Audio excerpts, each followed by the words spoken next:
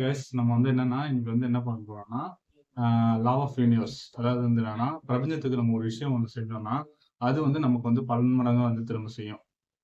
இதையும் சினிமாவையும் ரிலேட் பண்ணலாம். அந்த மாதிரி பார்த்தோம்னா நான் உங்களுக்கு வந்து ஒரு படம் வந்து சஜஸ்ட் பண்றேன். கலேஜான்னு ஒரு படம். அது வந்து மகேஷ் பாபுவோட படம். அந்த படத்துல வந்து ஒரு சீன் வரும். அந்த சீன்ல வந்து என்ன பண்ணுவான், ஃபர்ஸ்ட் அவன் ரோட்ல நிப்பாட்டி ஒரு ஆள்கிட்ட வந்து காசு கேட்பான். அவன் வந்து திட்டிடுவான். அதுக்கு அடுத்த சீன்ல வந்து என்ன பண்ணுவான், மறுபடியும் இன்னொரு ஆளு காரை நிப்பாட்டி காசு கேட்பான். நிப்பாட்டி காசு கேட்டோன்னே அவனுக்கு வந்து என்னன்னா அவன் கொடுத்துட்டு போயிடுவான். அப்போ வந்து மகேஷ் பாபு வந்து என்ன சொல்லுவான், நான் ஃபர்ஸ்ட் வந்து எனக்காக காசு கேட்டேன். அப்போ வந்து அவன் கொடுக்கல. ரெண்டாவது வாட்டி வந்து என்னன்னா இன்னொரு ஆளுங்க அங்க ஒருத்தன் பிச்சைக்காரன் இருக்கான். அவனுக்காக வந்து என்னன்னா நான் வந்து அவனுக்கு பன் வாங்கி தரேன்னு சொல்லி காசு கேட்டேன்.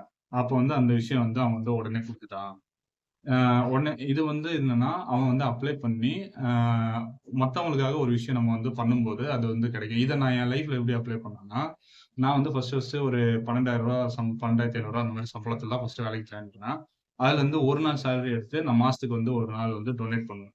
அதுக்கப்புறம் அது ஃபர்தரா மூவ் ஆயி என் சேலரியும் குரோத் அதிகமாச்சு. நான் குடுக்குற இதுவும் அதிகமாச்சு. அதே மாரி நீங்களும் யாருக்காவது டொனேட் பண்ணணும்னா குடுங்க. உங்களால டொனேட் ஸ்ட்ரெய்ட்டா பண்ண முடியலன்னா கூட, நான் ஒரு ஃபவுண்டேஷன் இருக்கேன். எனக்கு கூட இது பண்ணலாம் நீங்க. மறக்காம நம்ம சேனல் வந்து சப்ஸ்கிரைப்